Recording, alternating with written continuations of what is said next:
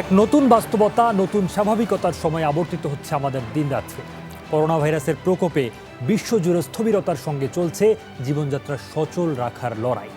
সেই লড়াইয়ের আর্থসামাজিক প্রেক্ষাপটে এই দেশের মানুষকে সহায়তা করতে বাংলাদেশ সরকারের ঘোষিত প্রণোদনার বাস্তবায়ন, স্বাস্থ্যখাত সহ প্রশাসনের সমন্বিত প্রচেষ্টায় কোভিড-19 মোকাবেলা আর তাতে সমাজের সর্বস্তরের মানুষের অংশগ্রহণ, এই বিষয়গুলো নিয়ে আমরা কাজ করছি শুরু থেকেই। তারই ধারাবাহিকতায় যমুনা টেলিভিশনের বিশেষ আয়োজন লাইট হাউস করোনা সংলাপ। আপনাদের সবাইকে আমন্ত্রণ জানাচ্ছি।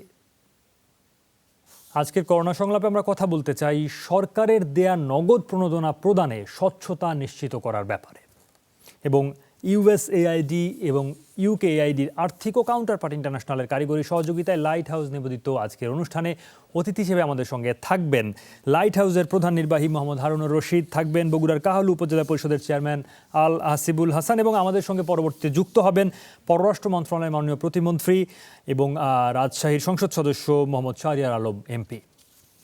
এবং আপনাদের সঙ্গে আছি আমি সৌমিত্র সূত্র।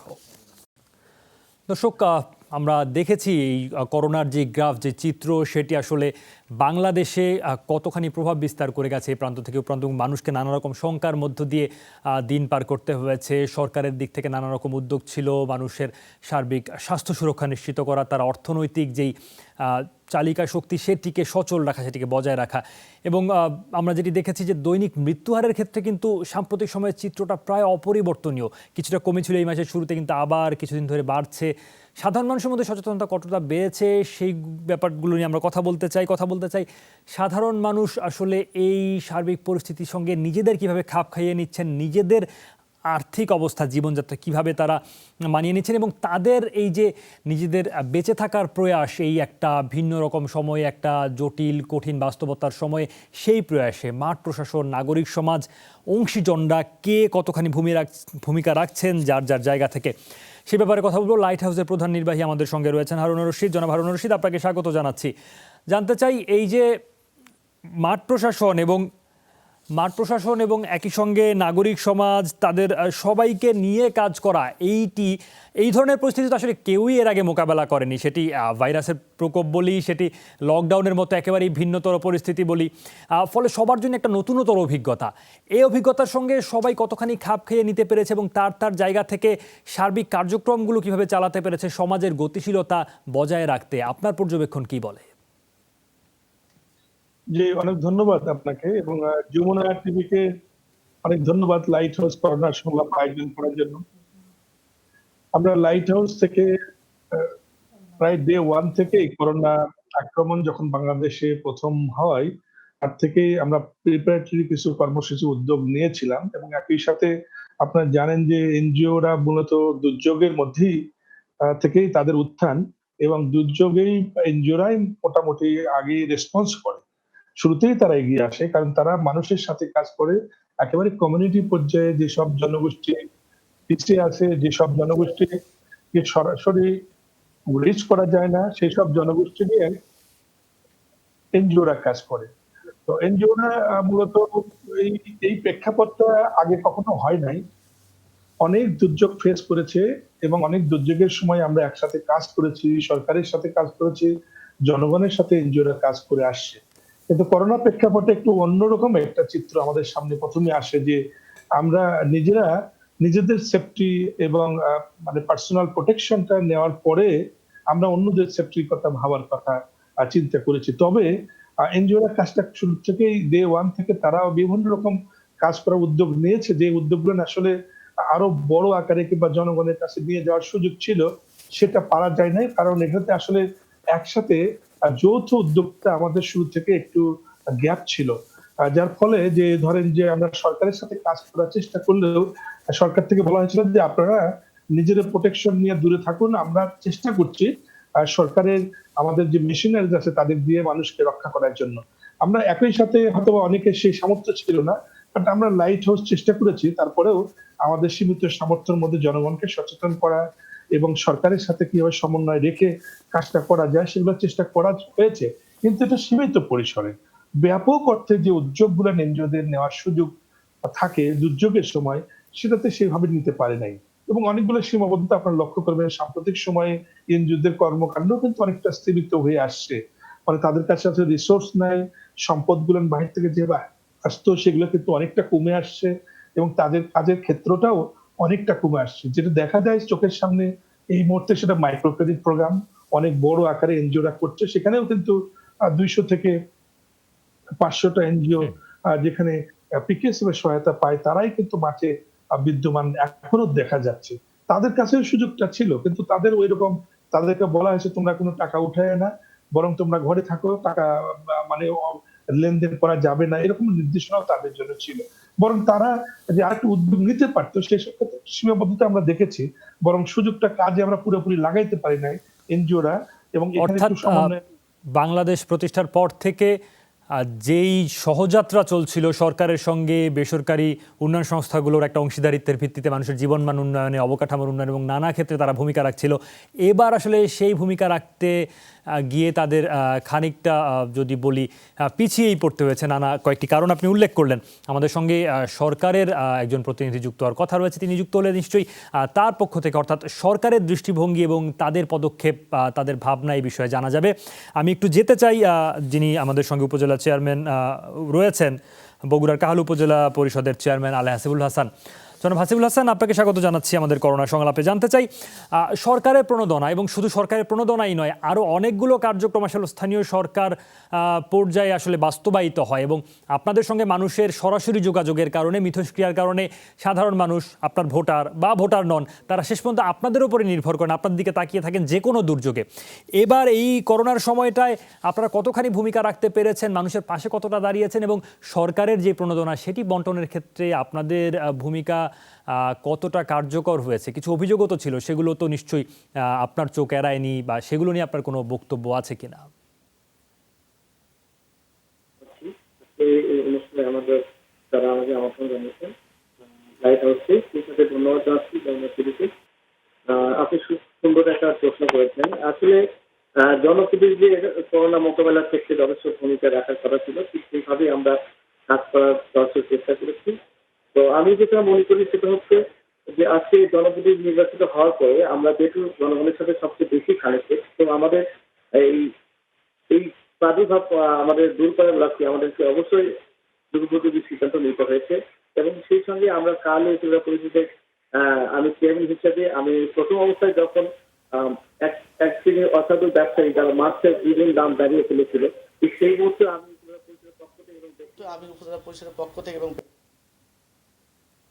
বিতরণ করেছি এবং অনেক সময় আমি জনসচেতনমূলক লিফলেট বিতরণ করেছি। পাশাপাশি আমার পুষ্টি এবং চাহিদার লক্ষ্য মেটানোর জন্য আমি শিশুদের এবং মা ও শিশুদের ক্ষেত্রে আমি অনেক সময় গুঁড়ো দুধ থেকে শুরু করে আমরা ডিম বিতরণ করেছি।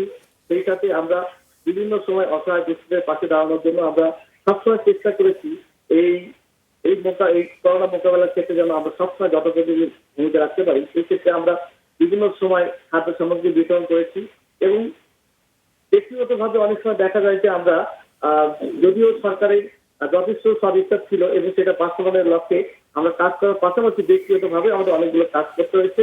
যেহেতু আমরা জনপ্রতিনিধি, জনগণের সঙ্গে প্রত্যক্ষভাবে আমাদের সম্পর্ক থাকার কারণে জনগণের সঙ্গে সবসময় আমাদের কাজ করতে হয়েছে। আমরা উপজেলা পর্যায় থেকে আমরা বিভিন্ন সময় আমরা শাকসবজি বিতরণ করেছি এবং সেই সাথে আমরা চেষ্টা করেছি জনগণের এই মানে এই বর্তমান যে সিচুয়েশন, এই সিচুয়েশন থেকে আমাদের অবশ্যই মুক্তি দেওয়ার জন্য আমরা কাজ করার চেষ্টা করেছি। তো আমাদের একটা জিনিস মনে রাখতে হবে যে বিশ্বের অনেক বড় বড় দেশ যেখানে আজকে অর্থনীতি থেকে সমৃদ্ধশালী, চিকিৎসা ক্ষেত্রে সমৃদ্ধশালী, আজকে বিশ্বের বড় বড় দেশ যেখানে অর্থনৈতিক ভাবে নোবেল পাচ্ছে, চিকিৎসা ক্ষেত্রে নোবেল পাচ্ছে, তারাও কিন্তু অনেক সময় হিমশিম খেয়ে রাখছিল। ঠিক সেই মুহূর্তে কিন্তু বাংলাদেশ প্রধানমন্ত্রী জগদীশ শেখ হাসিনা বদলাতে কিন্তু আমরা বাংলাদেশের মানুষ কিন্তু অনেকটা কিন্তু সচেতন এবং আমরা চেষ্টা করেছি জনগণের পাশে থাকার সবসময় কাজ করার। আপনাদের দিক থেকে আপনাদের যে চেষ্টাগুলো, উদ্যোগের কথা আপনি বলছেন, সেগুলো অনেক ক্ষেত্রে মানুষের মুখে হাসি ফুটিয়েছে, সন্দেহ নেই। কিন্তু আবার একই সঙ্গে অভিযোগের কথাগুলো আমি বলছিলাম, অর্থাৎ কোথাও না কোথাও খানিকটা সমন্বয়, সেখানে খানিকটা ঘাটতি, এই বিষয়গুলো আমরা আসলে এড়াতেও পারিনি। যা হোক, আল হাসিবুল হাসান ছিলেন আমাদের সঙ্গে, তিনি বগুড়ার কাহালু উপজেলা পরিষদের চেয়ারম্যান। কথা বলছি মূলত এই করোনা মহামারীর সময়ে সাধারণ মানুষ, প্রান্তিক মানুষ, তাদের কাছে সরকারি প্রণোদনা, বিভিন্ন সাহায্য সহায়তা সেগুলো বন্টন এবং সার্বিকভাবে তাদের জীবনযাত্রায় সেগুলোর প্রভাব নিয়ে। এবং আমাদের সঙ্গে রয়েছেন অতিথিরা, রয়েছেন লাইট হাউস যেই সহযোগী সংস্থা রয়েছে, উন্নয়ন সহযোগী সংস্থা, তার প্রধান নির্বাহী হারুনুর রশিদ। আমাদের সঙ্গে রয়েছেন পররাষ্ট্র মন্ত্রণালয়ের মাননীয় প্রতিমন্ত্রী জনাব শাহরিয়ার আলম। জনাব শাহরিয়ার আলম আমাদের সঙ্গে যুক্ত আছেন টেলিফোনে। জনাব শাহরিয়ার আলম, আপনি নিশ্চয়ই শুনতে পাচ্ছেন আমাকে স্বাগত জানাচ্ছি আপনাকে আমাদের এই অনুষ্ঠানে করোনা সংলাপে। আমরা কথা বলছিলাম সরকারের প্রণোদনাগুলো নিয়ে ঠিক আগের অংশেই। জানতে চাই, সরকারের এই প্রণোদনাগুলো সাধারণ মানুষের কাছে যে পৌঁছচ্ছে, এই ব্যাপারে তদারকির জায়গায় আপনারা কতটা কঠোর আছেন, বা আপনারা কিভাবে আসলে সার্বিক বিষয়েরা নজরদারি করছেন যাতে সাধারণ মানুষের জীবনযাত্রার মান আসলে অক্ষুণ্ণ থাকে, তা সাধারণ মানুষ যাতে উপকৃত হয় এই মহামারীর সময়ে? ধন্যবাদ আপনাকে। অবশ্যই আপনারা দেখেছেন যে মাননীয় প্রধানমন্ত্রী জননেত্রী শেখ হাসিনা যে প্রণোদনা ঘোষণা করেছেন, যে আমাদের বার্ষিক জিডিপির এক বড় অংশ, এবং সেখানে আজকেও সংসদে অধিবেশনের সমাপ্তি ভাষণে তিনি সেগুলি বলেছেন, এবং সেগুলি আরো সহজীকরণ কিভাবে করেছি আমরা ইতিমধ্যে। এবং আপনারা ইতিমধ্যে জানেন যে প্রণোদনার একটি বড় অংশ শিল্পক্ষেত্রে গেছে, এবং এই কারণে শিল্প ঘুরে দাঁড়িয়েছে, রপ্তানি বৃদ্ধি পেয়েছে। প্রণোদনার শুরুর দিকেই আমাদের প্রয়োজন ছিল, প্রথম প্রায় 2 মাস ব্যাপী লকডাউনের সময়ে, যে মানুষ যেন অনাহারে না থাকে, কারণে তালিকা করে 3-4 দফা তাদের কাছে সরাসরি খাদ্য সামগ্রী পৌঁছে দেওয়া হয়েছে। এবং পরবর্তীতে আমরা উপলব্ধি করেছি যে তাদের খাদ্যের কোনো ঘাটতি নেই, তাদেরকে কর্মক্ষেত্রে ফিরিয়ে আনাটা জরুরি। তারপরে ধীরে ধীরে লকডাউন শিথিল করে নিয়ম মাফিক প্রতিটি জেলায়, প্রতিটি উপজেলায়, প্রতিটি ইউনিয়নে আপনাদের যে মাঠ পর্যায়ে সাংবাদিক ভাইরা আছে দেখবেন যে মানুষ কিন্তু কাজে ফিরেছে। তবে এখানে একটা আশঙ্কাও আছে যে মানুষ অনেক ক্ষেত্রেই বিধিনিষেধগুলি মানছেন না। তো সেটা স্বাস্থ্য ক্ষেত্রে নতুন করে ঝুঁকির সৃষ্টি করতে পারে, যে কারণে বারবার স্মরণ করিয়ে দেওয়া হচ্ছে। যদিও স্মার্টফোন তাদেরকে অধিকার, তাদেরকে ক্ষমতা দেওয়া হয়েছে তাদেরকে ফাইন করার, তো মানুষ কিন্তু নিজের উৎসাহে অনেক দূর এগিয়ে এসেছে, কারণ সরকার তাদেরকে সেই সুযোগটি করে দিয়েছে। এবং আরেকটি বিষয় জানবেন যে প্রথম দিকে যে প্রণোদনাগুলি বলতে, আমি যদি খাদ্য সামগ্রী প্রসঙ্গে আসি, স্থানীয় জনপ্রতিনিধিরা কেউ যদি অসৎ উপায় অবলম্বন করেন বা স্বজনপ্রীতি করেন, তাদের কিন্তু কঠোর ব্যবস্থা গ্রহণ করা হয়েছে। যদিও আমি সম্ভবত আপনাদের তথ্যতেই বলেছি, এখানে 2-1টি ক্ষেত্রে আমরা এরকম ঘটনাও দেখেছি, যদিও সরকার এখনো বিবেচনায় সেগুলি নেয়নি। সেটি হচ্ছে যে মানুষ যেখানে 50টি পেয়েছে, 50টি কার্ড পেয়েছে বা 50 কেজি চাল পেয়েছে, সেখানে হয়তো 70 জন মানুষ এগিয়ে এসেছে একজন স্থানীয় জনপ্রতিনিধিদের কাছে, এবং একজন মেম্বার বা ইউনিয়ন পরিষদের চেয়ারম্যানের কাছে বা বাড়িতে যখন আসে কেউ, তারা চান না যে কেউ খালি হাতে ফিরে যায়। তখন তারা 50 জনের বরাদ্দটি 70 জনের মধ্যে ভাগ করে দিতে গিয়ে বিপদে পড়েছেন। যাই হোক, এগুলো হয়তো পরিস্থিতি আরেকটু স্বাভাবিক হলে সরকার এগুলো পুনর্মূল্যায়ন করবেন বা বিবেচনা। কিন্তু আমি যে বিষয়টি বলছি, যে তদারকি এমন পর্যায়ে গেছে যে সেখানে কাউকেই ছাড় দেওয়া হয়, যেখানে অভিযোগ এসেছে সাথে সাথে তাদেরকে সাসপেন্ড করা হয়েছে। এখন দ্বিতীয় বিষয় আসে যে আমাদের কৃষি ক্ষেত্রে কৃষকদের, আপনি দেখবেন যে কয়েকদিন আগেই আমাদের জাতীয় একটি দৈনিকে প্রকাশ পেয়েছে যে সরকার যে বীজ এবং সারের ভর্তুকির যে নীতি গ্রহণ করেছিল সে 2009 সালে, সেটার ধারাবাহিকতা রক্ষা করার কারণে পৃথিবীর অনেক দেশে অনেক সময় এই গত 10 বছরে দুর্ভিক্ষ হয়েছে। এই করোনা পরিস্থিতিতে আপনারা জানবেন, আন্তর্জাতিক গণমাধ্যমে এসেছে যে আফ্রিকাতে শিশুরা এখনই অর্ধাহারে বা অনাহারে আছেন, এবং সেখানে একটা বড় দুর্ভিক্ষের আশঙ্কা করছে ওয়ার্ল্ড ফুড প্রোগ্রাম এবং জাতিসংঘ। সেখানে বাংলাদেশ ধারাবাহিকভাবে গত 10 বছরে যেভাবে খাদ্য উৎপাদনে বিপ্লব ফিরিয়ে এনেছে জননেত্রী সরকারের সময়, এবং এবারও দেখে, যদিও অনেকে কটাক্ষ করার চেষ্টা করেছেন, কিন্তু এই কাজগুলির মধ্যে কটাক্ষ করার কোনো বিষয় নেই। যে জনপ্রতিনিধি, এই যে তাও আপনি বলছেন যে মানে এর বাইরেও কিছু মানুষ হয়তো থেকে যেতে পারেন, ফলে মানে যদি আওতার হিসেবটা করতে যাই তাহলে সেই ক্ষেত্রে নিশ্চয়ই আরও কিছু বলবার থাকে। আমাদের আরেকজন অতিথি রয়েছেন, তার সঙ্গে একটু কথা বলে আবার আসছি আপনার কাছে। জনাব হারুন রশিদ, আপনি নিশ্চয়ই শুনতে পাচ্ছেন আমাকে, লাইট হাউসের প্রধান নির্বাহী। জানতে চাই, এই যে যেই জায়গা পর্যন্ত সরকার দায়িত্ব নিয়েছে, সরকার তাদের চেষ্টাটা করেছে সর্বোচ্চ চেষ্টা এবং তদারকির কথা বলছিলেন মাত্র শাহরিয়ার আলম, নাগরিক সমাজ এবং অন্যান্য সহযোগী সংস্থার জায়গা থেকে এইখানে করণীয় কতখানি ছিল এবং তারা এই জায়গায় কতটুকু ভূমিকা শেষ পর্যন্ত রাখতে পেরেছে, সংক্ষেপে জানতে চাই। জি, অনেক ধন্যবাদ। মাননীয় মন্ত্রী মহোদয়কে ধন্যবাদ জানাচ্ছি। আমি আমার বাড়ি বগুড়া থেকে আমি চালি এবং উনি আমাদের রাজশাহী থেকে নির্বাচিত এমপি এবং মাননীয় মন্ত্রী মহোদয় এই রাজশাহী এলাকার অত্যন্ত জনপ্রিয় একজন নেতা। আমি দুই একটা বিষয় সবিনয়ে ওনার নজরে আনতে চাই যে বেসিক্যালি সরকারের যে উদ্যোগ, মাননীয় প্রধানমন্ত্রীর উদ্যোগ, ব্যাপক অর্থে অনেক বড় উদ্যোগ নেওয়া হয়েছে এবং সকলকে রিচ করার জন্য এই উদ্যোগ। কিন্তু যেহেতু কিছু কিছু জনগোষ্ঠী এখনো আছে, তাদের আসলে সকল জায়গায় অভিনবত্ব নাই।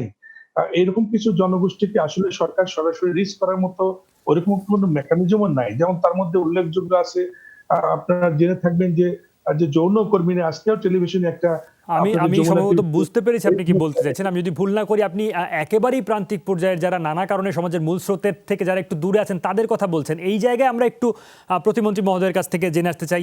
প্রতিমন্ত্রী মহোদয়, আপনি তো শুনছিলেন যে একেবারেই যারা প্রান্তিক পর্যায়ে, যারা মূল স্রোতের সঙ্গে আসলে খাপ খাওয়ানোর লড়াইটা এখনো চালিয়ে যাচ্ছেন, স্বাভাবিক সময়েও চালান, এই সময়ে তাদের জন্য আসলে আপনাদের বরাদ্দ বা ভাবনা কি? জি, আমি ওনার বক্তব্যটি পুরোটা ভালো মতো শুনতে পাইনি, কিন্তু সরকারের যে সক্ষমতা আছে বাংলাদেশের অন্য কোনো প্রতিষ্ঠানের, কোনো এনজিও সেই সক্ষমতা কিন্তু নেই। এটা কিন্তু বাস্তবতা, এটা মানতেই হবে আপনাকে। এবং সরকার কিন্তু টেলিফোন নাম্বার দিয়েছিল, 333 নাম্বারে টেলিফোন করলে, আপনার উপজেলা কর্মকর্তার কাছে টেলিফোন করলে যে কেউ সহায়তা পাবে। তবে আমি একটু বরঞ্চ সমালোচনাই করব যে এনজিওদের যে দায়িত্ব পালন করার কথা ছিল তারা সেটা করেননি। আপনি আপনার জায়গা থেকে বলছেন যে আসলে সহযোগী সংস্থা যারা রয়েছে তারা তাদের দায়িত্ব যথাযথভাবে পালন করেনি এবং সরকারের যেই কাজ সেটির বিষয়ে আপনি তুলে আনলেন। আপনাকে ধন্যবাদ জানাচ্ছি জনাব শাহরিয়ার আলম, ধন্যবাদ জানাচ্ছি হারুন রশিদকে, আর দর্শক আপনাদের সবাইকে ধন্যবাদ জানাচ্ছি আমাদের সঙ্গে এই লাইট হাউস করোনা সংলাপে এতক্ষণ থাকার জন্য।